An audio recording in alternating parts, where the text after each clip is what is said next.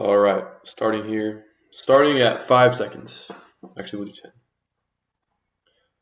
All right, welcome back for lesson 3 of your stage 3 of the series for fitness. Today we're talking about nutrition.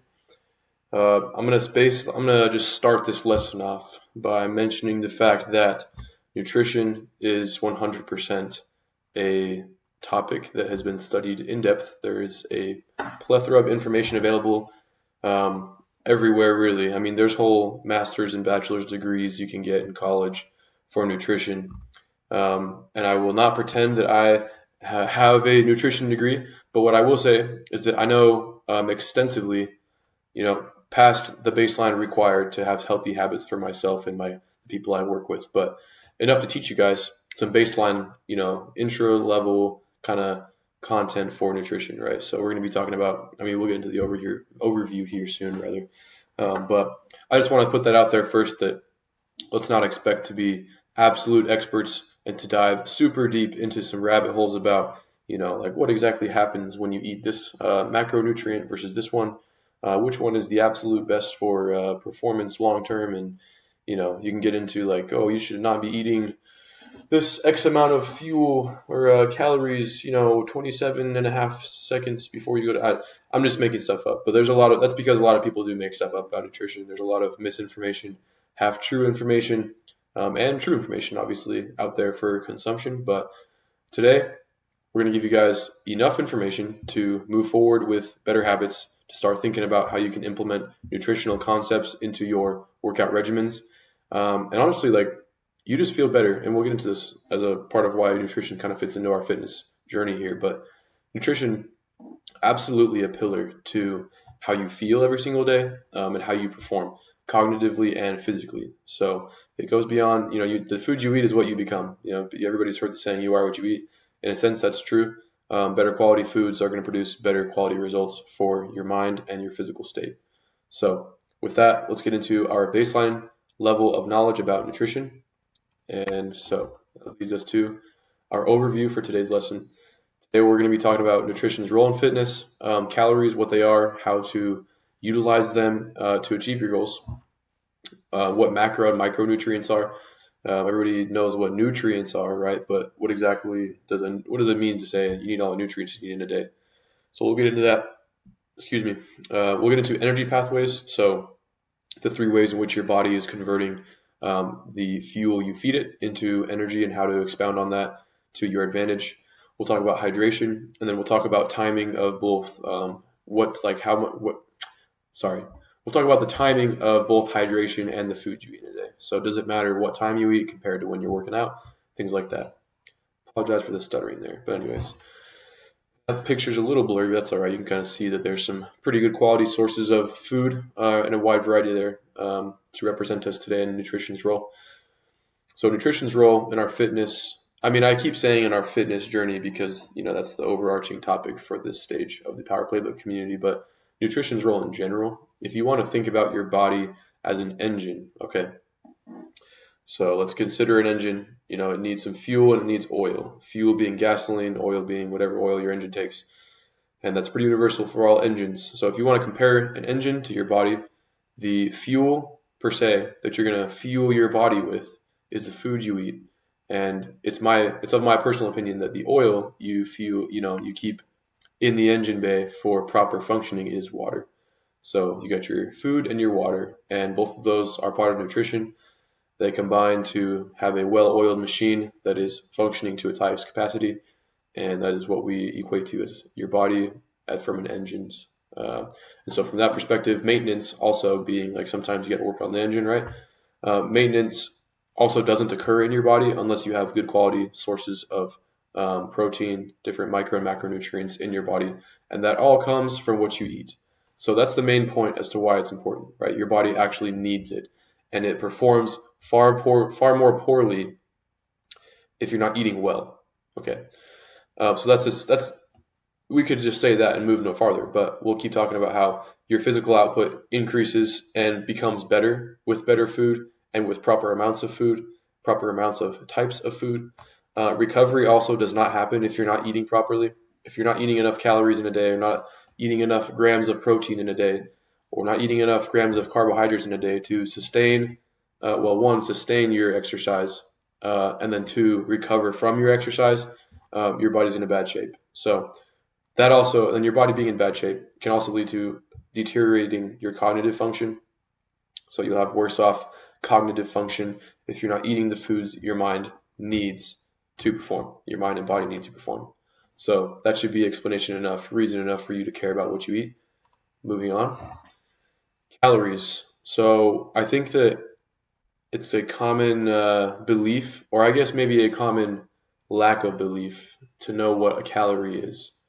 Exactly. People kind of just say, oh, calories, it's just what you eat, right? And some people understand that a calorie is actually a unit of measure for energy. But even further, so that you guys have a actual understanding of where this is derived, a calorie is the unit of measure for energy to heat 1 gram of water by 1 degree Celsius. And it's kind of interesting, right? That was invented obviously a long time ago.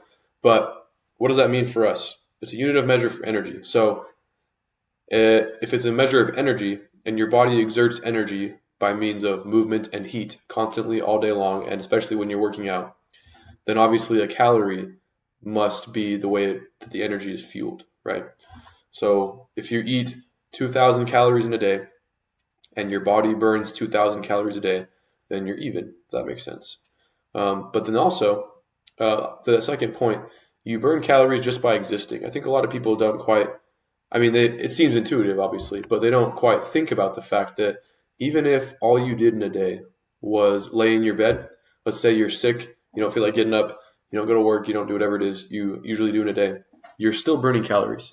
It'll be less because you're not moving, but your body requires calories to keep up with its natural function. So like if you think about breathing or blinking or even processing what your eyes can see, even that right there, moving my hand, every single thing your body does to keep itself alive and move, it burns calories. Okay. So with that said, let's get into what a surplus of calories and what a deficit in calories is. Surplus means that you have excess calories on top of what you already burn per day. So if you, let's say for the sake of example, you naturally burn 2,000 calories per day, and you're going to go work out, and a workout obviously burns calories because, like we mentioned, movement equates to burning of energy, and energy has to come from somewhere. That's what calories are. So let's say you exercise and you burn 200 calories. Okay, so that 2,000 that your body burns anyways, plus that 200 equals 2,200. Now let's say you ate in that day 2,500. So you're now in a caloric surplus of 300 calories. If that doesn't make sense, just go ahead and rewind the video and listen to that again. But bottom line, a caloric surplus, that's the actual name for it, a caloric surplus is when you are consuming in a day more calories than you burn. And you burn calories through existing and exercise. So then what does that mean for a deficit? Well, it's just the opposite, right?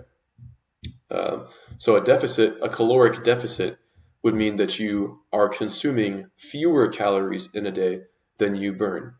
So if you want to talk about examples again, let's say you work out extra hard that day and you end up burning 500 calories on top of your 2,000 that you burn anyways. That's 2,500. And let's say you accidentally eat less that day than you normally would. So instead of eating, from a previous example, 2,000, whatever it was, 500, I think actually. Let's say you only eat 2,000 calories. So now you're burning 2,500, but you're only consuming 2,000 worth. So that's a caloric deficit. So what do these two equate to? A caloric surplus is the way you gain weight. You will put on size by being in a caloric surplus because energy, as we know, cannot be created or destroyed. It exists in some form and it just gets transferred between forms, right? So it goes from the form of food, then your body processes it into energy.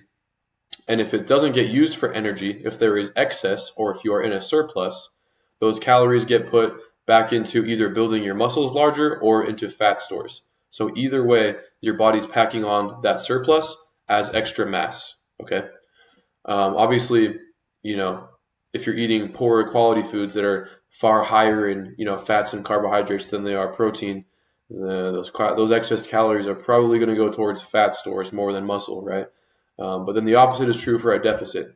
So what happens in a deficit is if you are burning more calories than your body has to offer in a day, your body has to make up for that somehow. So it will start using its fat stores, or in some cases, its muscle stores to make up for whatever it is your body needed to burn to keep up that day.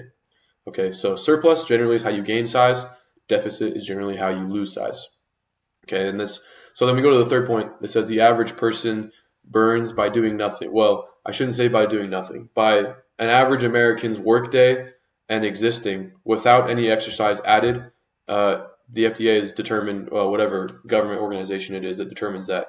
I don't think it's the FDA, but anyways, they have determined that that's an average of 2,000 calories per day. And you can read that on pretty much every nutrition facts label on the food we eat. At the bottom, there's like an asterisk that says based on a 2,000 calorie per day diet. I will note that's a really rough average. Males tend to burn more than that in a day. Females tend to burn around that, maybe less. But it also depends entirely on your body mass index, like how much mass your body has in a day. Because if you think about it, if you have more mass, your body it takes more energy for your body to be doing the things it normally needs to for proper functioning in a day. So if you're a bigger person, you naturally burn more in a day than someone who's smaller. If you're smaller, the opposite is true. So there are ways to find out exactly or close to exactly what your actual daily consumption of calories is.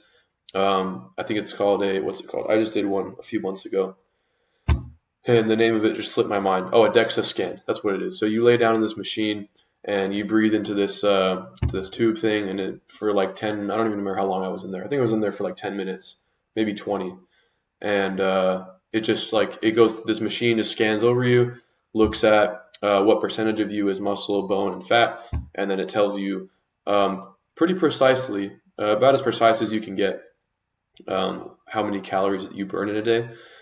You can pay to have those done. A lot of commercial gyms will have, a version of that machine that you can have that done. It's not like an invasive procedure or anything. It only takes a few minutes.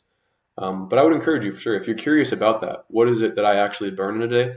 Because that will help you to understand how much you can eat or not eat in order to gain or lose weight, right? But as an average, you can just put yourself at around 2,000 a day.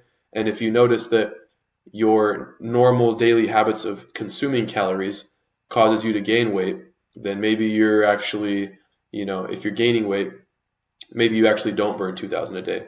Maybe you burn less naturally. Or if the opposite happens, where it's like you're just basing your diet off of the average 2,000 and you start to notice you're losing weight really fast, maybe your body actually burns naturally more than 2,000. So it's all kind of a game of science, right? So you're just going to have to see, experiment is what I mean by when I say science. But with that said, we'll move on. Exercising obviously increases the output of calories you burn in a day, because once again, energy is used for movement. If you're going to go put yourself through a higher amount of movement in your exercise, it's going to burn more calories. So you add to the amount of calories you burn in a day naturally, you add whatever it is you burned in your workout. And that's how many calories you burned in one day. And that's important. I'll say one last time, because that's how you either gain or lose weight. So moving on to what macro and micronutrients are. Okay. I don't know why micronutrients is slightly bigger on the slide. That is not how I had it inputted, but that's all right. So nutrients, widely known word, right, breaks down into two types. So there's macronutrients, which are essentially the three that your body uses for energy, storage, and repair of the body's tissues. Okay, so we'll start off with carbohydrates here on the left. Carbohydrates, probably the most I guess these three are they're all pretty evenly well known by most people in the United States, at least. But carbohydrates are they're the body's main source of energy.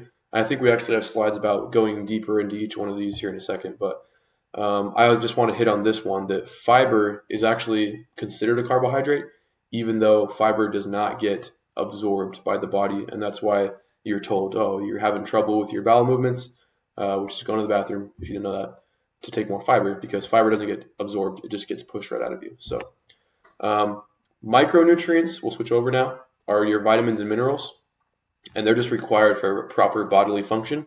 But the main point I want to make here is that micronutrients do not equate to your body actually using them for energy.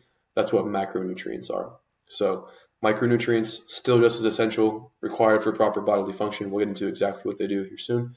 Macronutrients required for production of energy, storage, and repair of the muscles. So carbohydrates, two types. They're simple and complex. We won't go too deep into what those mean.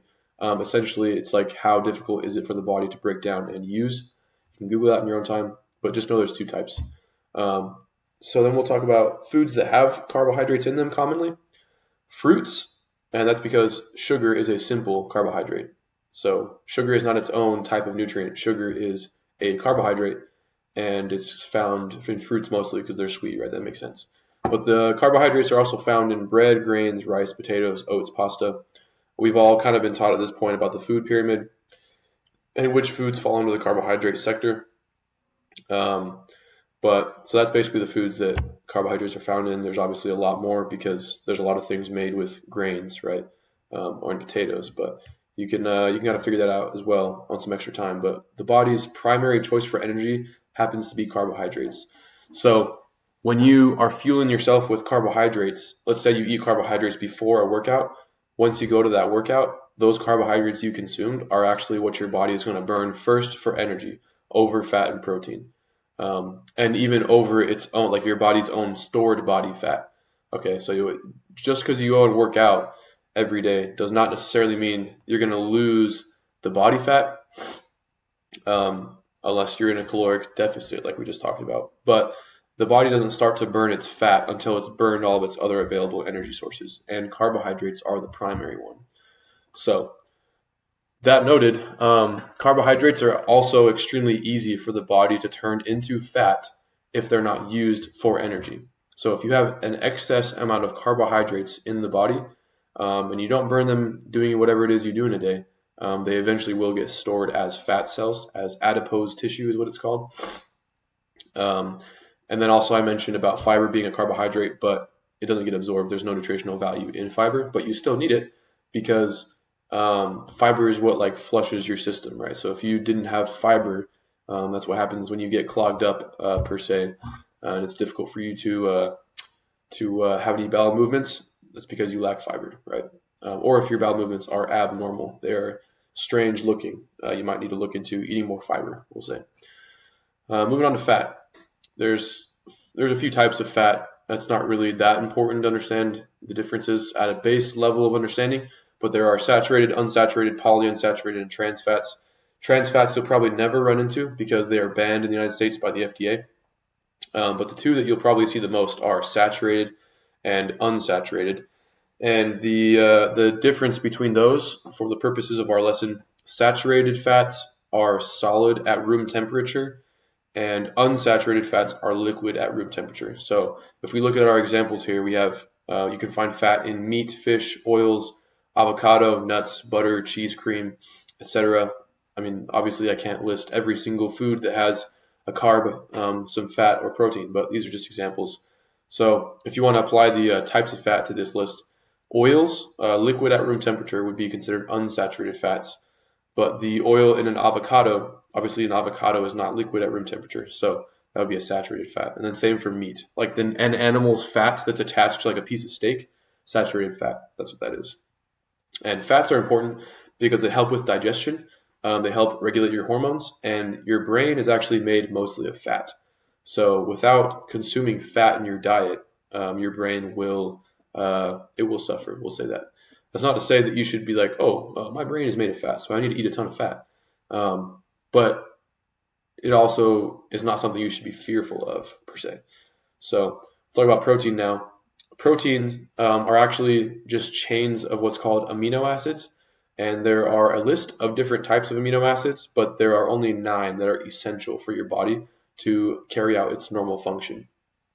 And proteins perform a lot of jobs in the body, but the main one everybody knows about is that they are the builder of the body. So as you go and you push yourself in a workout, you put micro tears in the fibers of your muscle. No matter how you do the workout, that's essentially how it works.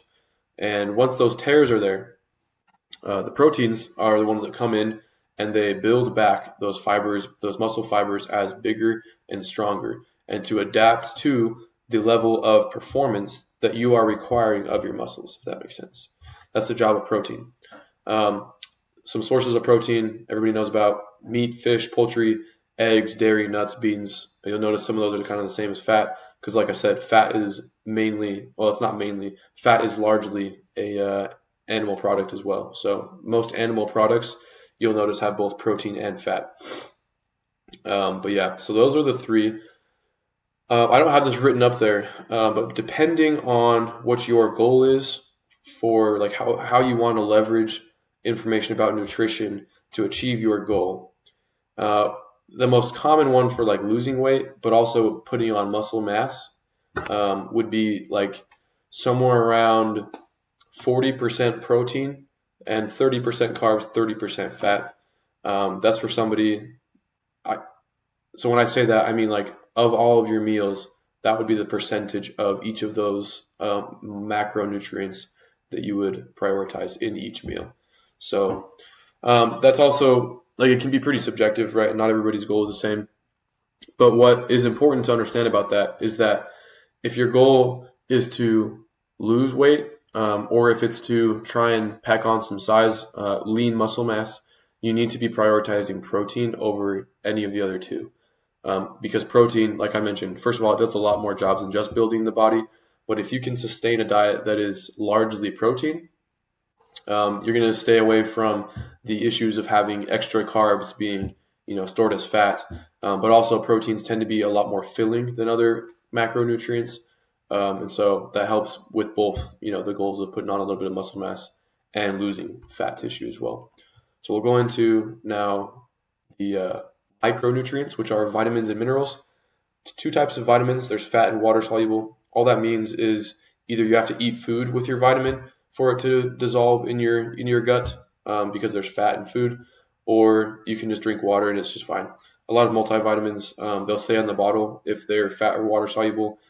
Not really that important, because pretty much if you're eating regularly and you drink a lot of water regularly, in my opinion, your body will have one or the other in its system at all times. So, but anyways, some sources you can find vitamins in. It's kind of this. It's pretty similar actually for minerals, but some sources you can find your micronutrients in are eggs, salmon, leafy greens, fruits, sweet potatoes. Obviously, this list is a lot longer, but what you'll notice is that it's some animal products, but a lot of it would also be coming from fruits and vegetables. So that's why they're important, is because fruits and vegetables, especially leafy greens, like that dark color, that's where you get vitamin K from. Vitamin C is found in oranges. Those things are essential for body function, right? So vitamins specifically, your body needs for healing. So healing of wounds, immune system. That's what vitamin C is. Everybody loves those emergency packets because they're just vitamin C when you have a cold. Vision. You eat carrots because of vision, right? That's just popular things you've heard. But also just general proper function of the body. Vitamins are essential for. Minerals, they're actually naturally occurring substances. So if you think about things that just like exist in the world, like iron is a mineral that your body needs for certain functions. You can find minerals in some of the similar foods as vitamins, but eggs, nuts, leafy greens, fruits, shellfish, beans, etc. The list goes on. Those are some examples. But minerals are used to keep your bones, muscles, heart, and brain functioning properly. Big one we'll talk about is calcium for the bones. I know when you're a kid, it's preached to you that, you got to drink your milk so you can be, your bones are strong. There's some truth to that, right? But anyways, vitamins and minerals, just as essential as your macronutrients. You just got to remember the difference, that one type of nutrient is used for energy and fat stores and repairing of the body. The other one is used for basic bodily function, equally as important, and you need to be consuming all of these in your diet, right? So moving on. Energy pathways. So there are three ways that your body produces energy, or gets the energy it needs for exertion from, I should say. So the first one, and I'll just say this first too. I'll explain why this is important in a second. It's not something you need to be actively thinking about all the time, probably, but more like okay, what do I need to eat in preparation for for one of my workouts to occur, right? So with that in mind, there's the creatine phosphate pathway, which is your body's it's the first thing your body will tap into when it's being asked to exert itself. And this is mostly for high intensity, instantaneous actions ranging from 8 to 10 seconds. And after that, you start going into using your food for energy. But what's interesting about the creatine phosphate pathway is that no macronutrients are involved. You'll see if you've heard of creatine monohydrate or dihydrate, which is a popular supplement, creatine that people take. The reason they're taking it is because if you can supplement and have extra creatine in your system, that increases the amount that increases that 8 to 10 seconds from more to like 12 to 14, or maybe 10 to 12. And all that does is allow for you to get a few more higher intensity repetitions in your training regimen per set. And then obviously you have to give yourself like a minute or two to cool off. But supplementing creatine, a lot of people think that means like, oh, it's just like taking protein powder, just build your muscles. But it's actually just allowing you a longer window to use the creatine phosphate pathway, which is for high intensity stuff, if that makes sense. So important to understand, if you're just going to be weight training, pretty much the entirety of a set, as long as your set only takes like 10 seconds ish, is being fueled by the creatine phosphate pathway. So then we get into the second one, which is the anaerobic energy pathway, kind of for medium, moderate to high intensity work. If you're going to be running, it'd be like a medium distance kind of thing. And that's mainly fueled by carbohydrates, right? So aerobic versus anaerobic is not, it's commonly thought to have to do with like the amount of oxygen that you're using in in the workout, but that's actually not true. It's more just about the intensity. So it's like if your body has to tap into different stores for energy to be using over longer time periods, then that's aerobic versus medium distance to a moderate intensity is the anaerobic. So I guess I already kind of talked a little bit about aerobic, but aerobic would be more of your sustained low to moderate intensity thing. So if you're going to go for like a 5 mile jog at a real slow pace, that's going to be your sustained. It's not very intense, but it's for a long time, right? And that's when your body starts to tap more into fat stores. So now that you know a little bit about all these three, what's interesting is if you apply this, let's say that your goal is to lose, some body fat, you might be more interested in training for the aerobic energy pathway, which is sustained low to moderate intensity, like I mentioned. So cardio of some sort, usually, because you can do that for a longer amount of time. And you have to do this for a long amount of time to tap into your aerobic pathway, right? But the reason people will do that for body fat loss is because it forces your body to, once it's burned through its carbohydrates, to start tapping into fat stores. And if you haven't eaten any fats, if it's been a while since you ate some fats, then your body will actually start tapping into its stored fat, right? So around your stomach, around your legs, around your arms, wherever it is your body targets fat. That's what the aerobic pathway does. But yeah, and then I kind of already talked about creatine phosphate, but that's important because if you really want to push yourself, you gotta understand that like you can eat whatever it is that prepares you for your workout. But understand like the first 8 to 10 seconds, if you're gonna supplement creatine or whatever it is you're gonna do, those are all the creatine phosphate pathways. So it's gonna be real high intensity stuff, and that's helpful for weight training because especially if you're trying to put on size, you don't necessarily want to be burning through all of your energy source, but rather, kind of capitalize on the fact that your body's using that creatine phosphate pathway. Anyways, that might be a little bit over the top for what is required for your guys' basic understanding to start some good habits, but I thought it was interesting and something you guys could look more into on your own time if you were interested. But we'll talk about timing now. So it's commonly debated, when is the best time for you to be eating your protein for the day? Is it right before your workout? Is it right after your workout? Is it throughout the day? Is it some random formula that you got to?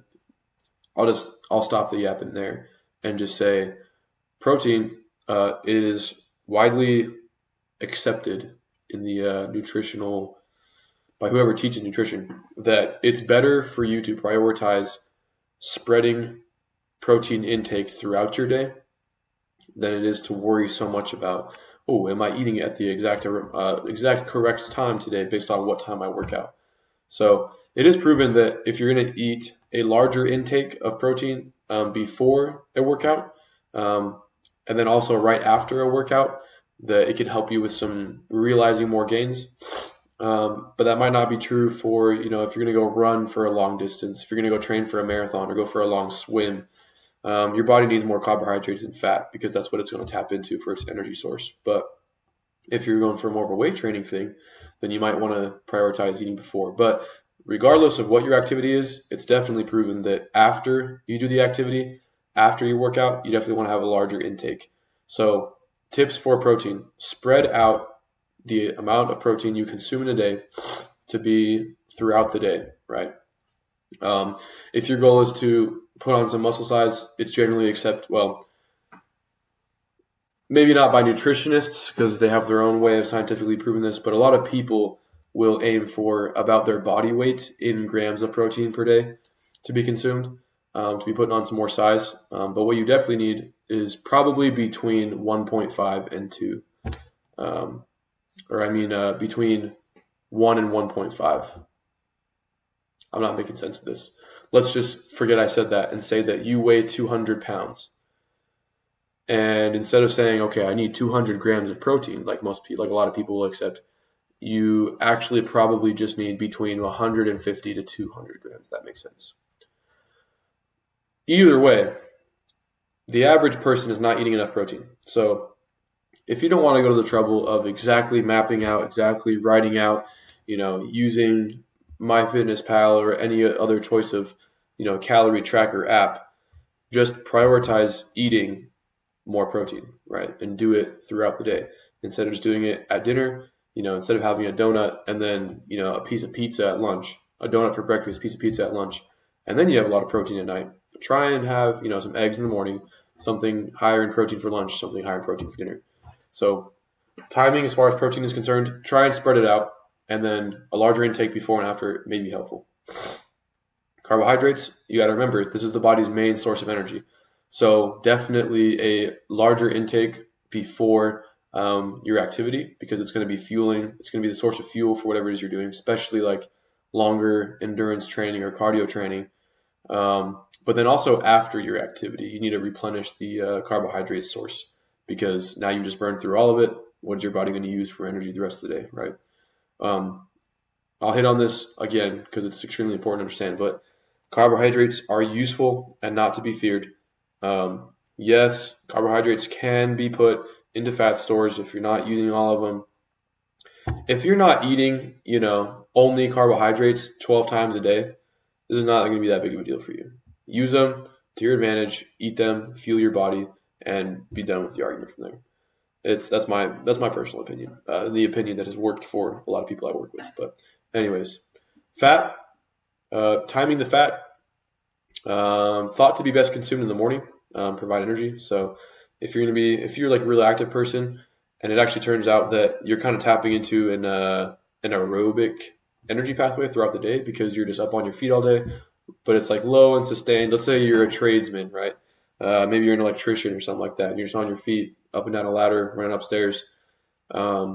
Eventually, your body's probably going to start tapping into the fat stores if you just never stop all day long, right? So you can do your own research on that as well. But fats, regardless, are necessary for bodily function, especially brain function. So you definitely don't want to be skimping out on the fats. Do not fear fat and carbs, and don't go crazy. I mean, you don't want to just eat only protein. You gotta have some of the others. And there's people that do the carnivore diet and they do a bunch of fad diets. And I don't think that committing yourself to a certain type of diet is as important as making sure that you consistently are getting the nutrients, macro and micro, that your body needs to function in a way that you can sustain. Because you don't want to just go on this crazy, this keto. I'm not a fan of keto, but if you just go on this keto diet and it's like, oh, I never have the foods that I used to eat a lot, now I can't. And so eventually it just gets to this point where it's just pressing on you and you'll eventually fold and then you'll be upset. And you just avoid all that by, it's okay to like eat foods you enjoy. Just prioritize getting the proper amounts of the macro and micronutrients you need a day. Timing for micronutrients, just kind of divvy them up in your day. I mean, it's not going to benefit you more or less to have all of your vitamins at once versus spread out. As far as I can understand, I'm sure there's plenty of studies out there done by scientists that might prove me wrong, but for as far as I can tell, it's not that important compared to just making sure you get them all in a day. So with that, we'll talk hydration. I mentioned this in the first little bit of this lesson. If you want to think of your body as a machine again, water is the oil. That's just the way I think about it. I don't think anybody else has patented that idea, and I say that because your body, just like an engine, has the oil flowing through all the time for lubrication and proper function. That's what water is. Like water, your blood is made mainly of water, right? Your water is what flows all of the nutrients you eat throughout your body. Water is what carries the nutrients through your blood. Water is what, you are water pretty much. And that third point says that there. Your body is 60% water. I think that percentage has been argued over the decades. But what's important is understand you are made a lot of water. And if you're not drinking, up to that fourth point, if you're not drinking either 4 liters or a gallon per day, you'll survive. And obviously you've survived up to this point, drinking whatever amount of water you want in a day, but you'll function a lot better. You will flush inflammation out of your body. Your body's transporting nutrients. Your joints are well lubricated. You might notice you're not so creaky anymore. You're not cracking all the time. I mean, that comes from vitamins and water, but those go hand in hand, right? So prioritize drinking water. I mean, let me grab this real quick so you guys can see. See this thing? This is half a gallon. I try and drink at least 2 a day. Sometimes I fail, but it is my priority by means of having this big jug. It reminds me every single time because I carry it with me everywhere. It's always sitting on my desk or it's sitting on when I'm at the gym. It's next to my gym bag. Wherever I am, so is that thing. And it's a constant reminder for me. I need to drink water because if I don't, I will feel worse. I will perform worse in my workout and my body is not going to be functioning to the maximum capability that it can, right? So drink your water. Aim for a gallon a day. I don't even want to hear that you can't do it because it's not like you're gonna drown yourself drinking a gallon a day. You might if you're drinking 5 gallons a day, but nobody's doing that. So drink more than you currently do. I guarantee that's a valid argument for most of you guys. But anyways, drink your water. Okay, that was about 37 minutes of a ton of information. I know that can seem maybe overwhelming for you guys, but it's okay. Because, well, first of all, because you can just rewatch this video. But second of all, we have this list here. So put together, ideally, what does all of this information look like applied to my life? Well, ideally, your daily caloric intake aligns with your goals. So either you are in a deficit, you are eating exactly what you burn in a day, or you're in a surplus based on what you're trying to achieve. Secondly, you have a diet high in protein, regardless of your goals. This is good for everybody. Regardless of your goals, you have a diet high in protein with sufficient carbs and fats. So, like I said, you don't want to be scared of carbs and fats, but you also want to be overeating, right? So, diet high in protein, sufficient carbs and fats, high in vitamins and minerals. You need those. I promise you, a lot of the issues that you say you have and you're going to start taking medicine for could be solved if you would just get the proper nutrients you need in your diet every single day for days in, days out, weeks on end. Try it out. Another point I didn't really hit on, but try to focus on eating whole foods. And what I say by eating whole foods, what I mean by saying eating whole foods, I just mean avoiding processed foods, like ultra processed things. So a whole food, in my opinion, compared to a not whole food, would be a piece of steak sourced from a grass-fed cow versus a all beef hot dog. You don't really know what's in that hot dog, right? They're grinding up whatever parts of whatever animal, and they're throwing in that hot dog, and it's also mixed in with some seed oils, which are known carcinogens, by the way. It's mixed in with some other random ingredients, natural flavoring, coloring, dyes. You don't want that. Try and eat whole foods.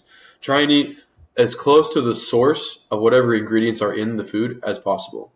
So if you can eat vegetables just how they come, if you can eat meat just how they come, eggs just how they come, try and go for that. And I know sometimes that's more expensive, but sometimes it's not. Sometimes it's kind of, 6 is there. I promise you it's worth it if you can afford that kind of thing. I know obviously sometimes we're eating ramen for some people, and I've been there too, eating ramen noodles and hot dogs every day, rice and hot dogs, whatever. That's a common one.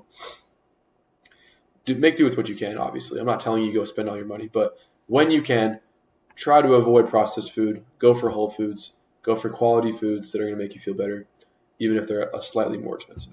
Okay. So ideally, also, your food intake is timed for your best application. So if you're going to be working out in the evening, maybe you eat a little bit of carbohydrates an hour before, eat a little protein an hour before, and then right when you get back, you're going to replenish your stores with some more protein and carbs. As soon as you wake up, you're going to have some eggs because there's good amounts of protein and fat in those. Start your day off right. But mostly, as far as timing is concerned, ideally, you are spreading out the foods you need throughout the day, the nutrients you need throughout the day, not just in one meal. I mean, there's a lot of people that do that, and I'm not going to discount their progress. I'm just saying the average person, studies show, try and time your food out so that you're getting the protein you need in a day. Also, that becomes a lot easier if you're trying to eat. Like I weigh 220 pounds right now. I'm trying to get big, right? But if I'm trying to eat 200 to 220 grams of protein in a day, how much more difficult is that to be eating in one meal than it is, 30 grams a few times throughout the day? And also, it's argued exactly how much protein can be processed at once, but I don't think it's that effective to just eat, 200 grams of protein and your body can't even process some of that because it's just in such a large quantity. I'm getting sidetracked here. Ideally, time your food intake for what makes sense for your goals. Okay, try to have it throughout the day.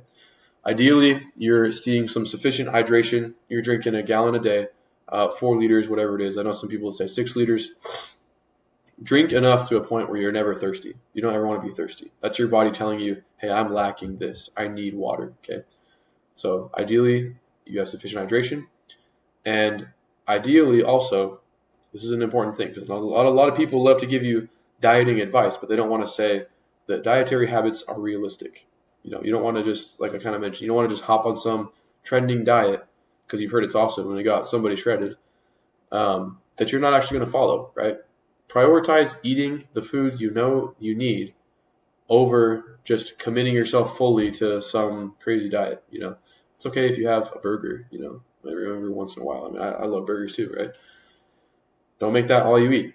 It's okay to, I'm not telling you to just excuse yourself to just every single day. Oh, well, I ate mostly good today, so every single day I'm going to eat this at night. It's like, be smart, be realistic, understand that it's okay if you are not perfect. You're not aiming for perfection. You're aiming for consistency, right? But you want to set something for yourself as far as your dietary habits go that's realistic, that you will stick to, because otherwise, what was the point of starting? And with that, we are done, wrapped up with lesson 3, nutrition. If you guys have any questions, throw them in the comments section or in the Discord there. Otherwise, we'll see you for lesson 4.